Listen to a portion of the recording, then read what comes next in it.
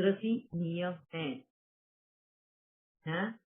अभी हम जैसे बाहर कचरा फैला देते हैं, घर से कूड़ा उठाएंगे और बाहर जाके डाल देंगे। क्या किया हमने? अधूरा काम। कैसे? उस कचरे को सही जगह नहीं डाला है। अब क्या होगा? बाहर का कचरा उठाने के लिए कोई और आएगा, वो कचरा उठा के बड़ा जहाँ कूड़ा है वहां पे जाके डालेगा, है ना। हम जो सिस्टम बना है, अगर उस सिस्टम के हिसाब से अगर हम फॉलो नहीं करते हैं तो हमें ये कुदरत वो फॉलो करने लगाती है। कैसे? अगर समझो मेरे घर में कचरा जमा है, मैं ये कचरा उठाया और सीधे से बालकनी से नीचे फेंक दिया कचरा। अब आंगन में कचरा है बाहर नीचे, अब उससे मुझे फर्क नहीं पड़ा क्योंकि मैं 7वें माले पे रह रही हूँ। नीचे कचरा जमा होते जा रहा है, मुझे उससे फर्क नहीं, मेरा घर साफ। और मैंने क्या किया? ये अधूरा काम किया, है ना। यहाँ से कचरा वहां पे जमा किया। अब मेरा क्या होगा? कुदरत क्या करेगी मेरे को? मुझे ही वो बाहर का कचरा भी साफ करने लगाएगी। वो कैसे करने लगाएगी? कुदरत के पास बहुत सारे तरीके हैं वो कराने। हाँ, कोई ना कोई जन्म में मुझे कचरे वाली बनाएगा, जहाँ बाहर मुझे कचरा साफ कराएगा। और वो पूरा तब तक कि जितने जन्म मैंने कचरे जमा किए हैं ना, उतना पूरा कचरा ना साफ हो जाए मेरे से, तब तक वो मुझे वो सफाई का काम करना पड़ेगा। है? और ये लॉ हमें पहले से पता है, और इसलिए जहाँ जहाँ हमारे अधूरे काम रह जाते हैं उसके लिए हमने एक जगह बनाई। क्या है वो? मंदिर, मस्जिद, गुरुद्वारा। आज भी वहाँ पर हम सेवा का पाठ बजाते हैं। जैसे गुरुद्वारा में जाओ तो देखो बड़े बड़े रईस लोग होते हैं, बस सबके चप्पल उठा के जगह पर रखने का काम वो करते हैं, और गुरुद्वारा में जाके वो सेवा करते हैं। वो क्यों कर रहे हैं? सबकी चप्पल उठाना, जगह पे रखना, चप्पल उठाना, जगह पे रखना, क्योंकि ये अधूरे काम वो कितने ही जन्म छोड़कर आए हुए हैं। पैसों के इसमें ये काम छोड़कर आए हुए हैं, अब उनको वो पूरा। ये छोटे से एग्जाम्पल दे रही हूँ मैं आपको, कि किस तरह कुदरत हमें चांस देती है। टाइम हमें चांस देता है हमारे ही कामों को हमें पूरा करने के लिए। अगर ये इशारे कुदरत के अगर हम समझ जाते हैं और अगर हम वो करते हैं तो हम बहुत जल्दी कर्जा उतारते हैं। यही कर्जा उतारने का काम हम बोलते हैं, जिसको बाबा बोलता है कर्मातीत अवस्था। हमारी पुरुषार्थ, हम कितना फास्ट पुरुषार्थ करते हैं, कितना जल्दी कर्मातीत अवस्था पे पहुंचते हैं। मतलब जो हम कर्जा कर आए हैं उसको खत्म करना, फुल स्टॉप लगाना, फिर से क्रिएट नहीं करना। और क्रिएट नहीं करना है, इसके लिए हमको बाबा ये नियमों में बांधता है। क्या करता है कि तुम्हारा काम तुम्हें खुद करना है, हर चीज, है ना। इससे हमें जो डिपेंडेंसी है, हम इमोशनली डिपेंडेंट होते हैं, फिजिकली डिपेंडेंट होते हैं, ये जो डिपेंडेंसी आधारित जीवन है उसको भी हमको बाबा आत्मनिर्भर, अपने ऊपर तुम डिपेंडेंट रहो, दूसरों पर नहीं, ये सिखाता है। तो अगर आप अभी ये नियम जब देखोगे और मुरली से रिलेट करोगे, मुरली में जो डायरेक्शन बाबा ने हमें दिए हैं, बाबा भी हमें इन्हीं कुदरती नियमों को याद देने की कोशिश कर रहा है। हमें याद तो रहता है, ये सारे कुदरती नियम हमें याद है, ये चारों कुदरती नियम हमें याद है, मगर हम क्या करते हैं, ये चारों कुदरती नियम दूसरों के लिए यूज करने को बोलते हैं। हम अधूरा छोड़ देंगे, हम अधूरे काम छोड़ देंगे, हम ये भूल जाएंगे कि मेरे से पहले गलती हुई तो मुझे माफी मांगनी है। अरे मैं तो माँ हूँ, मैं बच्चों से माफी मांगू क्या? वो देह भान में आ जाते हैं ना। तो गलती हुई है मगर वो उसने भी तो गलती की है ना, पहले वो मेरी बेटी है, वो पहले माफी मांगे ना मुझसे। मैं बड़ी हूँ, औहदे में मैं सास हूँ, तो मैं बहू से माफी मांगू। तो इस तरह का हमारे में वो अहंकार रहता है। हम ये कुदरती नियम नहीं जानते, सब भूल जाते हैं। मगर यही कुदरती नियम दूसरों से अगर करवाना है तो हम बहुत आसानी से उपदेश देते हैं, एडवाइस देते हैं। देख, तेरी पहले तो तेरी गलती है ना, तू भले ही उसकी सास है मगर गलती तो तेरी है ना, पहले बहू की पहले गलती नहीं है, तो तूने पहले उससे माफी मांगनी चाहिए। ये बहुत आसानी से हम दूसरों को एडवाइस करेंगे, पर यही एडवाइस जब अपने ऊपर हमको यूज करना है तो हम साफ मुकर जाएंगे उसके लिए। तुरंत हम उससे किनारा कर लेंगे, है ना। ये नियम हम अपने लिए फॉलो नहीं करते हैं, पर हम ये नियम दूसरों को फॉलो करने पे बहुत माहिर होते हैं। बहुत ठंडा लगता है। हाँ जी, हमेशा उसको ऑन कर लेते फिर प्लीज अपने माइक म्यूट रखना सभी लोग। दीदी जया शांति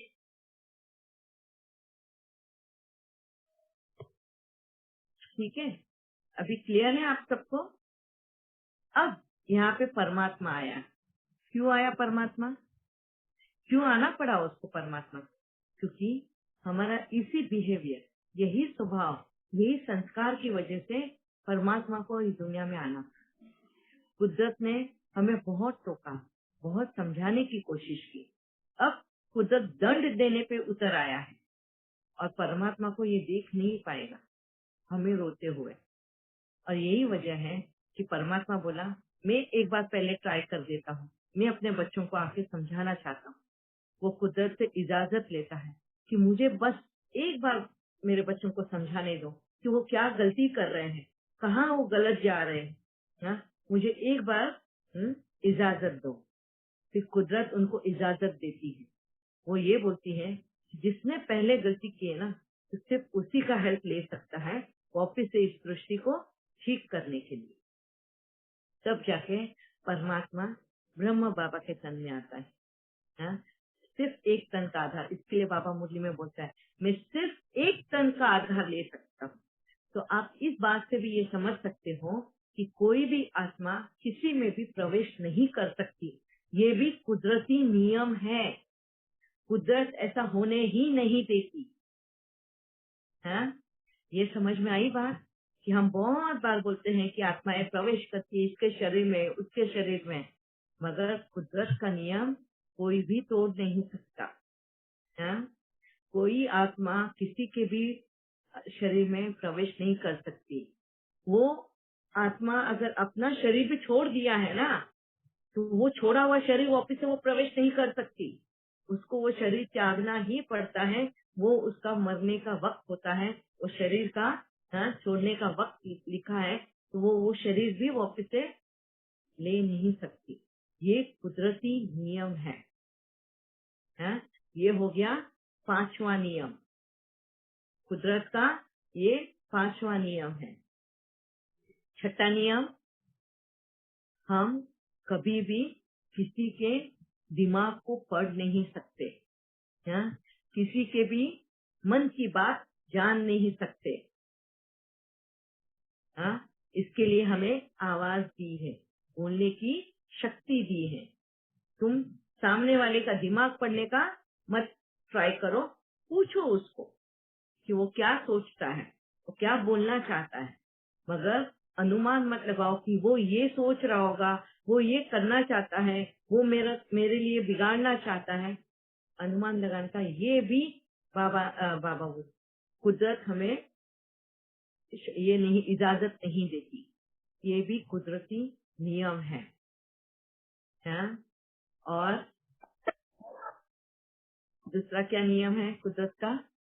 वो हमें हमारा पिछले जन्म के बारे में याद नहीं रहने देता है, और फ्यूचर के बारे में कभी वो अगले पल क्या होगा वो जानने नहीं देता। ये भी कुदरती नियम, ठीक है। अगर कुदरत के नियम ना होते तो ये दुनिया केओस, मतलब केओस को क्या बोलते हैं? बहुत गड़बड़ उथल पुथल मची हुई रहती, तहस तहस। कोई भी एक सिस्टम में नहीं चलता, एक साइकिल में एक सिंक्रोनाइज करके नहीं हो पाता। ये कुदरती नियम बने हुए हैं, और इस कुदरती नियम को हम सभी जीवात्माओं को, सिर्फ मनुष्य के लिए नहीं है ये नियम, सभी जीव आत्माओं के लिए ये नियम बना हुआ है। और जो भी इस नियम को तोड़ता है उसको उसका फल भुगतना पड़ता है। वो उससे खारिज नहीं हो सकता, उससे भाग नहीं सकता। वो कितने भी दूर चले जाए, कितने भी जन्म ले ले, मगर ये पनिशमेंट उसके पीछे भागेगा ही। ठीक है, अब ये कुदरती नियम सबको पता चले? कितने हो गए? 6 के 7 नियम हो गए, है ना? दीदी 6 हो गए ना, नहीं 6 नहीं 7 हुए शायद, दीदी 7 हो गए, 7 हो गए। अभी ये 7 नियम है, आगे अगर और भी हमें पता चलेगा तो वो भी लेंगे। मैं ये 7 नियम को याद रखना। अब इन 7 नियमों को कंट्रोल कैसे आएगा?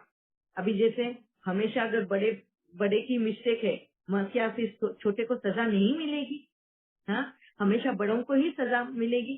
जैसे वो मैंने एक इंसिडेंट बताया, बुजुर्गों को, मतलब जो पहले उसको देख के अगर उसने तो अपने हाथ में रहकर वो ये किया था, आग बुझा रहा था, कॉटन की आग ले रहा था, बुझा रहा था, ये उसको टैकल करने आ रहा था फायर का, तो उसने वो किया है ना, उसकी मिस्टेक नहीं थी, फिर भी उसको सजा मिली। क्यों? क्योंकि गलती छोटे ने उसको अधूरा देख के किया। तो क्या अभी छोटे को सजा नहीं मिलेगी? मिलनी चाहिए। तो इसके लिए और एक नियम बना हुआ है। हाँ, इन सब नियमों को संतुलित रखने के लिए, जो ये कुदरती नियम है ना, इन नियमों को भी संतुलित रखने के लिए एक लॉ बना, वो है लॉ ऑफ कर्मा। ये लॉ ऑफ कर्मा क्या है कि ये वो लॉ बना है कि जिसने जैसा कर्म किया उसको वैसा फल मिला। क्या है ये लॉ? लॉ ऑफ कर्मा ये बोलता है कि जिसने जैसा कर्म किया उसको उसका फल मिला। अभी इसमें अगर बड़े ने वो गलती ना की है, पर उसने जो किया है उसको छोटे ने देख के वो गलती की, तो उसका फल उस छोटे को भी मिलेगा, क्योंकि उसने अधूरी चीज की। हाँ, डर के मारे उसने वो आग को बुझाने के बजाय वो कॉटन पे फेंक दिया और पूरे घर को आग लगा दी। अभी ये कर्म उसने किया है, तो इसका फल उस छोटे को भी मिलेगा। हाँ, इसके लिए इन लॉज को संतुलित रखने के लिए ये लॉ बना, वो है लॉ ऑफ कर्मा। सेम अभी इसको रिसेंबल करते हैं हम कुदरती नियम के साथ। ये 5 एलिमेंट्स है, बराबर। ये 5 एलिमेंट्स इंडिविजुअली अपने आप में भी संपूर्ण है ना, वो इंडिपेंडेंट है। वो सभी जब 5 तत्व एक साथ मिलते हैं, इसको कहते हैं सहयोग की शक्ति। तभी ये 5 तत्व जब साथ में मिलते हैं तब जाके संतुलन आता है, संतुलन बनेगा। तो उन संतुलन को बैलेंस करने के लिए, जैसे हम आत्माओं के बैलेंस करने के लिए लॉ ऑफ कर्मा बना है, वैसे ही इन 5 तत्वों को संतुलन में रखने के लिए वनस्पति का जन्म हुआ है। किसका? वनस्पति का। हाँ? ये 5 तत्वों के सहयोग से जो जन्मा है वो ये वनस्पति। हाँ? और इस वनस्पति को यूज करने के लिए हम सभी वनस्पति क्या होगा? वनस्पति यानी झाड़, पेड़, पौधे, ठीक है। तो ये वनस्पति का जन्म हुआ है इन 5 तत्वों के सहयोग से, और ये वनस्पति इन 5 तत्वों को बैलेंस करती है। संतुलन में रखना यानी बैलेंस करना। वैसे ही हम लोगों के लिए जो नेचर ने ये नियम बनाए हैं उसको बैलेंस करने के लिए लॉ ऑफ कर्मा बना है। क्लियर हुआ सबको? अभी ये वनस्पति कैसे बैलेंस करती है इन 5 तत्वों को, ये तो हमको स्कूल में ही पढ़ाया गया है ना, कि कैसे अग्नि एकदम गर्मी नहीं होनी चाहिए, उसको भी संतुलन में रखना है। तो वनस्पति उसको ठंडक मैनेज करती है, हाँ, बैलेंस करने के लिए। एक ही जगह पे बहुत बारिश नहीं हो जानी चाहिए, एक ही जगह पे पानी नहीं गिरना चाहिए, इसके लिए भी वनस्पति बैलेंस करती है। हाँ, ये हमको स्कूल लाइफ में ही सब सिखाया है। अभी पेट के अंदर ऑक्सीजन और कार्बन डाइऑक्साइड और बाकी के दूसरे गैसेस भी बैलेंस होने चाहिए, उसके लिए भी वनस्पति ने वनस्पति बनी है। जैसे दिन के वक्त में वनस्पति जो है कार्बन डाइऑक्साइड लेती है और ऑक्सीजन देती है, रात के वक्त में यही वनस्पति कार्बन डाइऑक्साइड छोड़ती है और ऑक्सीजन लेती है। क्यों रात के समय में ऐसा करती है वो?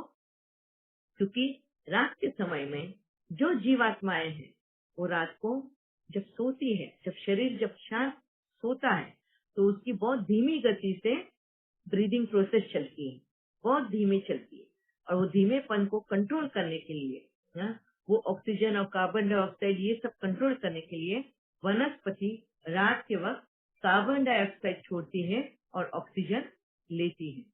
कितना वंडरफुल इस साइकिल को थामा है, बैलेंस किया हुआ है। अगर आप कुदरत को जितना जानोगे ना, उतना ही आप अपने आप को भी समझोगे।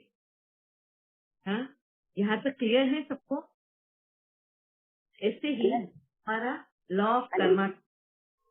हाँ जी, ना वो कुदरत को बहुत अन्याय किया है। फ्लड आएगा तो उनको दोष देते हैं। हम लोग नदी का ऊपर उसका ऊपर बिल्डिंग किया है इसलिए फ्लड आता है। हवा नहीं है तो उनको दोष देते हैं। बीच में ये पॉइंट लेंगे ना तो सब कंफ्यूजन में हो जाएगा। ये भी हम आएंगे, इस पॉइंट पे भी आएंगे आगे चल के। ओम शांति दीदी, लास्ट में एक बार मोटा मोटी फर्स्ट मोटा मोटी उनके मेन नाम जरूर बोल देना। किसके नाम? ये जो हमने लॉ ऑफ कर्मा के ऊपर डिस्कशन किया है, मैंने 6 पॉइंट्स, मैंने 6 या 5 पॉइंट से लिखा है। इससे पहले का तो अच्छा लॉ ऑफ नेचर मोटा मोटी, हाँ जी मोटा मोटी बस खाली हेडलाइंस बता। हाँ ठीक है दीदी ओम शांति। एक बार दीदी दोबारा से ये कार्बन डाइऑक्साइड और नाइट का जो प्रोसीजर है वो दोबारा से समझाएंगे? हाँ जी। कार्बन डाइऑक्साइड ये दोबारा से। वनस्पति जो है दिन में कार्बन डाइऑक्साइड लेती है और ऑक्सीजन छोड़ती है। पेड़ पौधे भी सांस लेते, पता है ना सबको? जी जी। वो भी हवा लेती है अंदर। तो जब वो हवा लेती है ना तो वो अभी हम कार्बन डाइऑक्साइड छोड़ रहे हैं, हम ऑक्सीजन लेते हैं और कार्बन डाइऑक्साइड छोड़ते हैं। ये तो क्लियर है? और वनस्पति क्या करती है? यही कार्बन डाइऑक्साइड लेती है और ऑक्सीजन छोड़ती है। दिन के वक्त में वनस्पति ये काम करती है। क्यों? क्योंकि दिन के वक्त हम जब कर्म कर रहे हैं ना, क्रिया कर रहे हैं, तो क्रिया करते वक्त हमें हवा की सबसे ज्यादा जरूरत होती है। हम बहुत जोर से, अब जैसे फास्ट चल रहे हैं या भाग रहे हैं तो हम क्या करेंगे? जल्दी जल्दी सांसें लेते हैं, है ना? ज्यादा होती है जब हम कोई काम करते हैं, थक जाते तो बहुत जोर जोर से सांस लेते हैं, है ना? तो दिन के वक्त में हम जब कार्बन डाइऑक्साइड देते हैं तो वनस्पति वो कार्बन डाइऑक्साइड लेती है और वो ऑक्सीजन छोड़ती है और ये ऑक्सीजन हम लेते हैं। रात के वक्त में वनस्पति कार्बन डाइऑक्साइड छोड़ती है और ऑक्सीजन लेती है। क्यों? रात के वक्त में शरीर शीतल होता है, शांत होता है, सोता है, वो काम नहीं करता है, तो उसकी ब्रीदिंग प्रोसेस जो है वो धीमी गति में हो जाती है, स्लो प्रोसेस में होती है ना? वो स्लो प्रोसेस होने की वजह से वायुमंडल में, एटमॉस्फेयर में ऑक्सीजन की मात्रा ना बढ़ जाए, है? और इसलिए फिर कुछ ये पौधे जो होते हैं, वनस्पति जो है, फिर उस वक्त में वो भी ऑक्सीजन लेती है और कार्बन डाइऑक्साइड छोड़ती है। मगर इन वनस्पति में भी 5 पौधे ऐसे, 5 झाड़ ऐसे हैं, 5 क्या बोलेंगे, प्लांट्स ऐसे हैं कि जो रात में भी कार्बन डाइऑक्साइड लेता है और ऑक्सीजन छोड़ता है। उसमें से एक तुलसी, पीपल भी है दीदी। हाँ, एक मिनट पहले माइक म्यूट करेगा। हाँ, तुलसी का पौधा है, नीम का पौधा है, पीपल है, बड़ का झाड़ बोलते हैं, बनियान ट्री, वो है। और कौन सा है 5वां? ये ऐसे 5 पौधे, 5 झाड़ है। तुलसी तो पौधा है और बाकी के 4 झाड़ है, बड़े झाड़ है, जो रात में भी ऑक्सीजन ही छोड़ता है और कार्बन डाइऑक्साइड लेता है। तो देखो, चिनार का पौधा भी बहुत ऑक्सीजन लेता है। उसका नहीं, रात के वक्त की बात है, रात के वक्त में। तो ये इस तरह से एटमॉस्फेयर को, वायुमंडल को बैलेंस करता है वनस्पति। और ये बैलेंस वनस्पति सिर्फ वायुमंडल को नहीं करता है, इन 5 तत्वों को भी बैलेंस करता है। वो एक माला में पिरो के रखता है इन 5 तत्वों को। वो उन 5 तत्वों को अपनी मर्यादा से बाहर निकलने नहीं देता। कौन? वनस्पति। ऐसा ही ये लॉ ऑफ कर्मा हम आत्माओं को अपनी मर्यादा से बाहर निकलने नहीं देता है। जब जब हम अपनी मर्यादा से बाहर निकलते हैं, ये लॉ ऑफ कर्मा हमारी अक्ल जगह पे लेकर आके हमें फिर से उधर खड़ा कर देता है। ये क्लियर है अभी सबको यहाँ तक? अच्छा, एक लास्ट के 4 मिनट बचे हैं, हम फटाफट अपने ऑफिस से वो नियमों को बोल लेते हैं। फिर अच्छा, इससे पहले मैं आप लोगों को बोलती हूँ कि कल मैं क्लास नहीं ले पाऊंगी, कल मैं ट्रैवल कर रही हूँ, हमारे रिलेशन में किसी ने शरीर छोड़ा है तो वहाँ पर जाना है मुझे, तो इसके लिए आप सबकी इजाजत लेती हूँ कल के लिए। परसों हम फिर से मिलेंगे, ठीक है? अच्छा, क्लास बंद करने से पहले हम वापिस से 7 नियम हम दोहराते हैं, वापिस से रिपीट करते हैं 7 नियम। सबसे फर्स्ट नियम क्या बताया था हमने? जिसने पहले गलती की उसी को अपनी गलती पहले सुधारनी होगी, ठीक है? ये फर्स्ट हो गया। दूसरा, जो पहले गलती करता है उसको अगर दूसरे फॉलो करते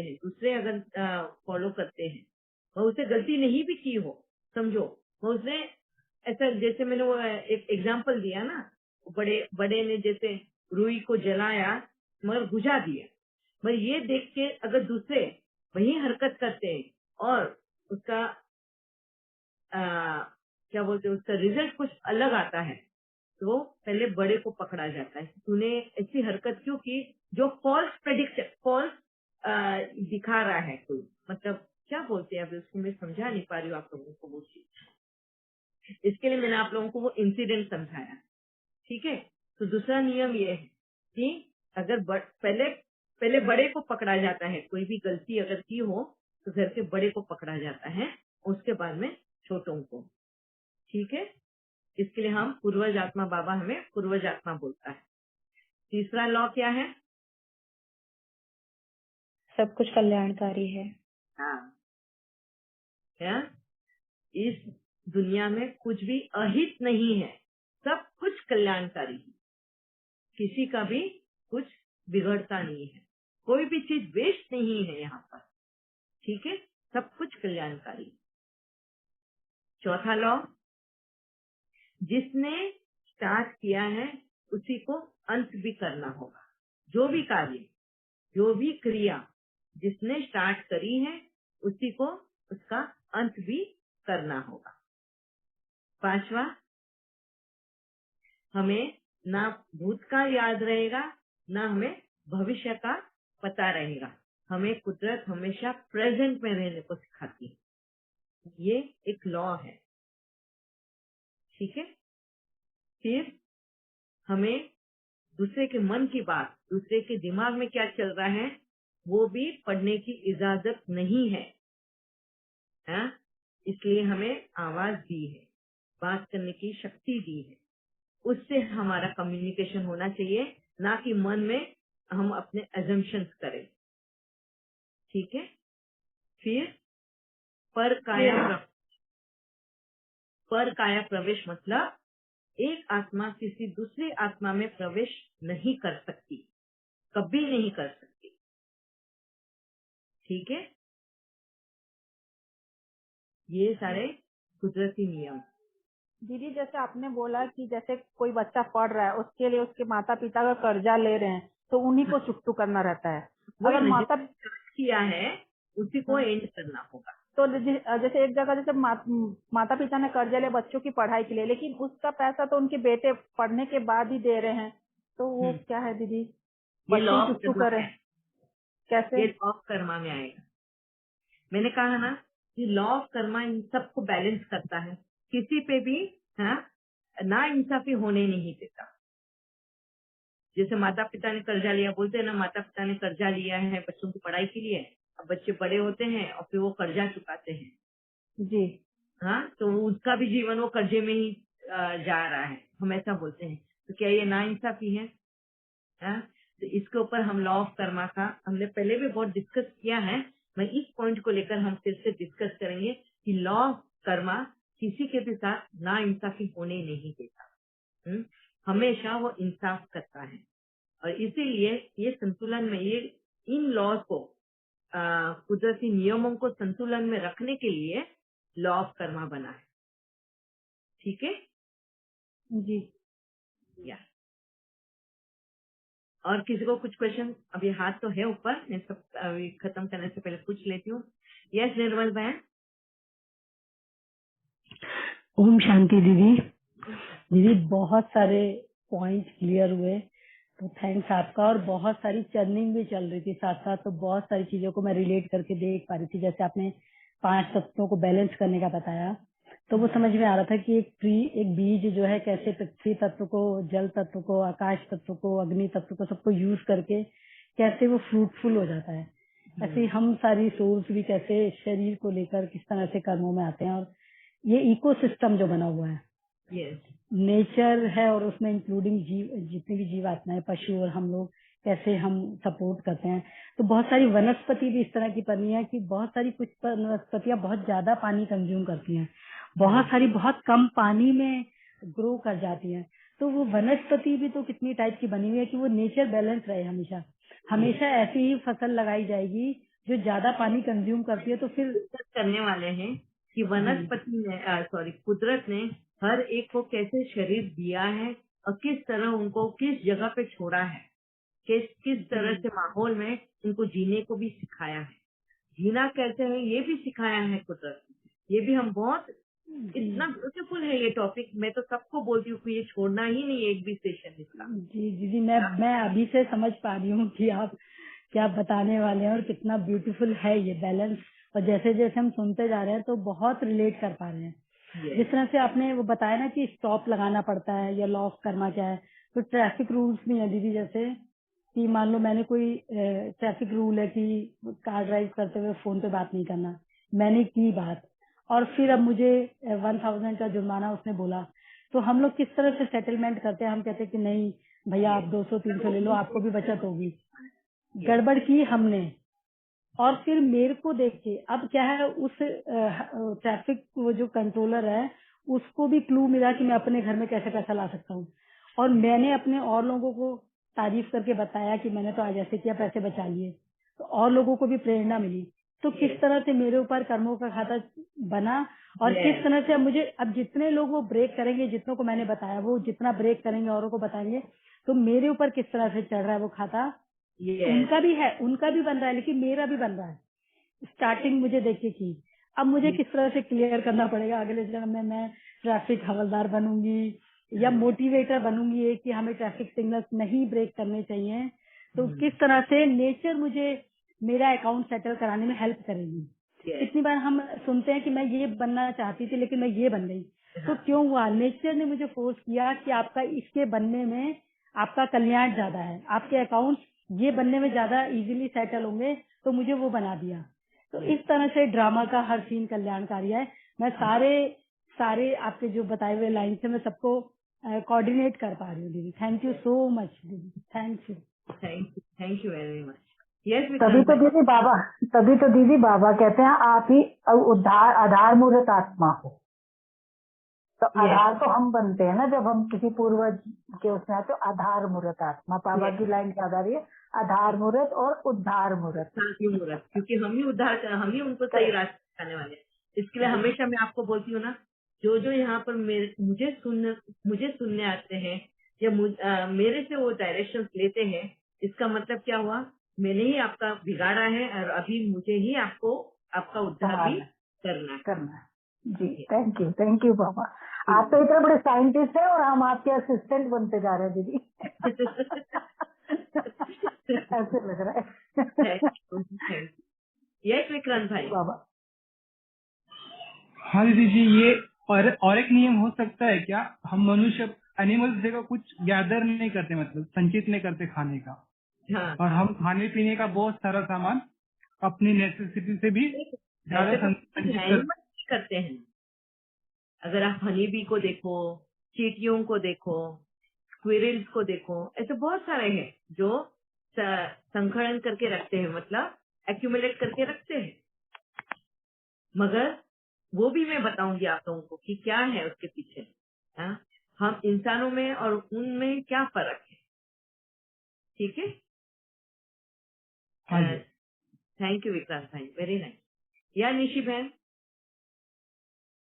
हाँ जी दीदी, जो आपने इतने सारे पॉइंट्स बताए, ये 9 पॉइंट्स मैंने भी नोट किए हैं। ये बड़े कितना इसका हमारे लॉ ऑफ जो नेचर है ना, और जो हमारे लॉ ऑफ कर्मा है, कितना इनके साथ इनका डीप रिलेशन है है ना। इनको बस बहुत माइन्यूटली, हाँ जी, बड़े माइन्यूटली इसको ना मतलब के अंदर ऐसे लग रहा था कि जैसे पता नहीं कितनी गहराई में ही जाए जा रही है पॉइंट्स निकल कर। तो कितना डीप रूटेड रिलेशन है ना। और आप हर चीज को पता नहीं अभी कितना डिटेल में हमें करवाएंगे, तो सारा यूनिवर्स ही जैसे ना। मेरे को तो इतना मजा आ रहा है बाबा के साथ रोज रिसर्च चुकी जा रही है इतना मेरे लिए तो जैसे ना बोलते हैं ना एक बहुत ही क्रिएटिविटी, जैसे क्रिएशन होता है ना क्रिएटर का, वो पॉइंट आपने आज क्लियर कर दिया। बहुत बहुत शुक्रिया दीदी। थैंक यू बाबा। परमात्मा का भी इस दुनिया में आने का मतलब क्या है, क्यों आया, वो क्या बताने आया है, वो हम परसों डिस्कस करेंगे। उसका रोल कैसे ये हुआ है।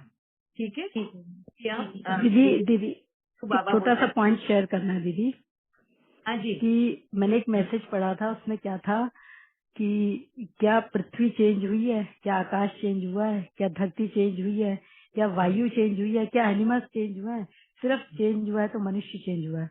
तो सच में जो बाबा आया ना, बस हमको करेक्ट करने आया, हम सोल्स को, कि हम कहा कितना गड़बड़ हो गए और कितना गड़बड़ किया, कितना कियोस क्रिएट कर दिया हमने।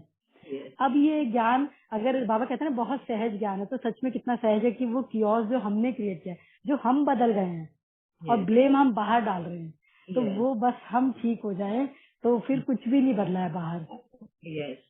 सब हमारा ही, मतलब हम ही चेंज हुए हैं। सही मायनों में देखें तो कुछ भी चेंज हुआ, हम चेंज हुए हैं बस। और अब भी हमें ही वापस चेंज होना है, वैसा ठीक होना है। करेक्ट, यही प्योरिटी, संपूर्ण पवित्रता यही है। वेरी नाइस दीदी। थैंक यू दीदी। Thank you very much. आज वक्त हो गया है। हाँ जी विद्या, आपको कुछ बोलना है? ओम शांति दीदी, सही बात है, खुद को ही चेंज होना है। हाँ जी, यस, ओके, चलो ओम शांति। अब परसों मिलते हैं। ओम शांति दीदी, शुक्रिया बाबा, शुक्रिया दीदी, शुक्रिया दीदी, शुक्रिया बाबा। दीदी कल क्लास नहीं होगा क्या बाबा, धन्यवाद।